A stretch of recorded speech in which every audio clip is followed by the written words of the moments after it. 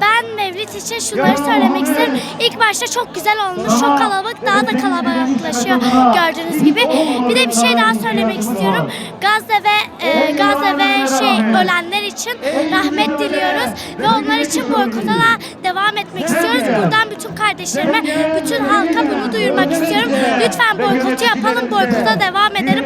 Boykotu bırakmayalım. Boykot yaptıkça Gazze'liler bombalanmayacak, daha az kişi ölecek. Bunları söylemek istiyorum. Evet, yapılmasını istiyoruz ve geliyoruz. Çok iyi yapmışlar. Onlara da çok teşekkür ederiz. Emeklerinden dolayı çok güzel bir meydan kurmuşlar. Allah onlardan razı olsun. Muhammed Peygamberimiz için her şeyimizi feda ederiz. Muhammed Peygamberimiz için bugün buradayız.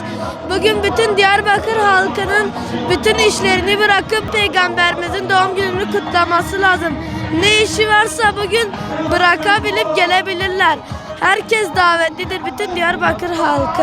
Benim için bir gurur, özgürlük böyle şeyleri ifade ediyor. Çok seviyorum peygamberimi. Tabii annemleri de zorlayarak buraya geldim. Yani bütün iyilikleri peygamberimiz bize söylüyor. Ben Diyarbakır'dan geliyorum. Peygamber Efendimiz küçük çocuklara çok şeydi ve biz de Peygamber Efendimiz için her şeyimizi vermek için buralara geldik. Peygamber Efendimiz'i herkes çok seviyor. Biz buraya beraber geldik. Toplucana geldik arkadaşlarımızla. Salavat getire ve meydanda da herkese salavat getireceğiz. Ve Aksa Gazze Savaşı'nda onlara yardım etmek istiyoruz. Ben bugün Peygamber sallallahu aleyhi ve sellem'imizin sloganını yapmaya geldim. Allah'ın izniyle Peygamber Efendimiz'in yolundayız. Ben keşke Aksa'da mücahitlerimizin yanında olsaydı. Allah onlara yardımcı ve selam ve şahit olsun. Allah hepimizi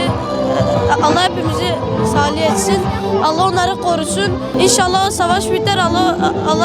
Allah bizi korur inşallah. Buraya İsrail'i istemeye geldim. İçi çok kıymetlidir.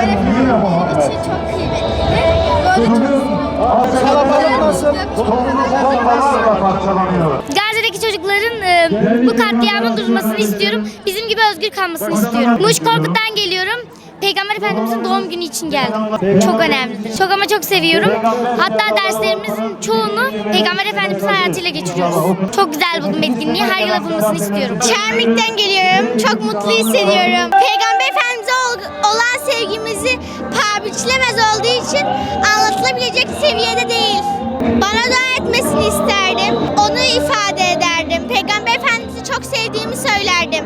Allah Siyonistlerin belasını versin. Peygamber Efendimiz'e selam olsun. Peygamber Efendimiz'le cennette buluşmak istiyorum. İnşallah buluşuruz. Peygamber Efendimiz'i çok seviyorum, merak ediyorum.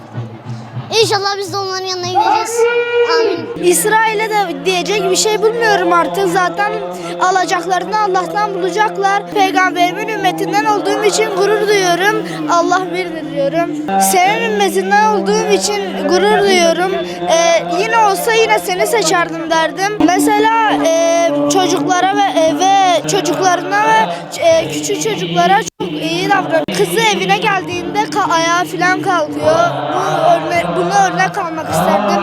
Ya Allah onlara istediği her şeyi versin. Bunu demek isterim ve teşekkür ediyorum bize böyle bir şey yaşattıkları için. Diyarbakır Buluçeker köyünden geliyoruz. Yani çok mutluyum. Her yıl gelenek düzenleniyor. Peygamberimizi çok seviyoruz. Geleneğini de çok seviyoruz. Her zaman buradayız, dirilişteyiz. Çok mutluyum yani. Ona gözünüz arkada kalmasın çünkü arkada Müslümanlar var. Senin hep arkanda duracağız. Hep bu dini devam ettireceğiz. Yani çok iyi. Çok mutluyum şu anda. Yani çok heyecanlıyım. Yani bu dini devam ettirmek için İslam olan bir şey için geldik. Çok mutluyuz. Eğlenceli bir yer yani o yüzden geldik. Gözün arkada kalmasın. Bu yaptığın dini her zaman devam ettireceğiz. Çok seviyorum Peygamber Efendimiz'i. Gel oraya.